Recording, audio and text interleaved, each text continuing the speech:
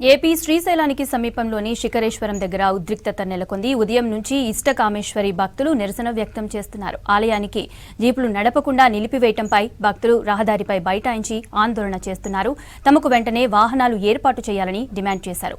భక్తుల నిరసనలతో శ్రీశైలం దోర్నాల వైపు వెళ్లే ఆర్టీసీ బస్సులకు కార్లు నిలిచిపోయాయి. భారీగా ట్రాఫిక్ జామ్ అయింది. ప్రయాణికులు తీవ్ర ఇబ్బందులు పడ్డారు. శ్రీశైల దేవస్థానం ఈవో కూడా ట్రాఫిక్ లో చిక్కుకున్నారు.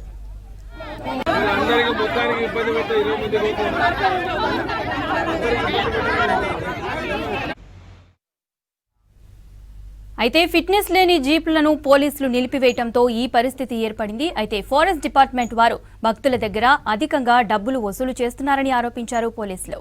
ఫిట్నెస్ లేని వాహనాలతో ఓవర్లోడ్ చేస్తూ భక్తుల ప్రాణాలతో ఫారెస్ట్ వారు చెలగాటమాడుతున్నారన్నారు.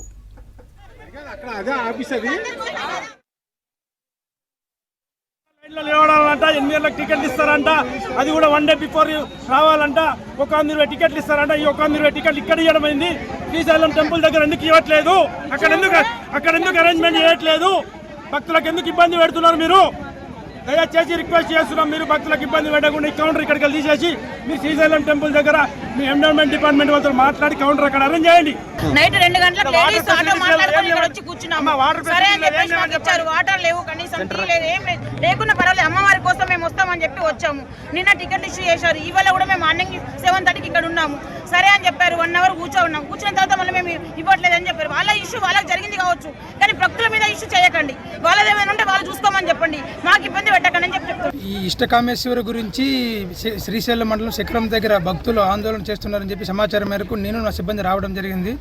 విషయం ఏమిటని కనుక్కోగా నిన్న 2 డేస్ ముందు లైన్లో ఉండి రాత్రంతా లైన్ కాసి టికెట్లు తీసుకున్నాము. మాకు ఈరోజు వెహికల్స్ అరేంజ్ చేయలేదు. దాంతో చిన్నపిల్లలతో గట్రా చాలా ఇబ్బందులు గురవుతున్నామని చెప్పేసి భక్తులు ఆందోళన చేస్తుంటే సరే మేము ఫారెస్ట్ డిపార్ట్మెంట్ని కనుక్కొని మీకు సమస్య సాల్వ్ చేస్తామని చెప్పి హామీ ఇవ్వడంతో వాళ్ళు ఇమీడియట్గా ధర్నాని క్లియర్ చేయడం జరిగింది.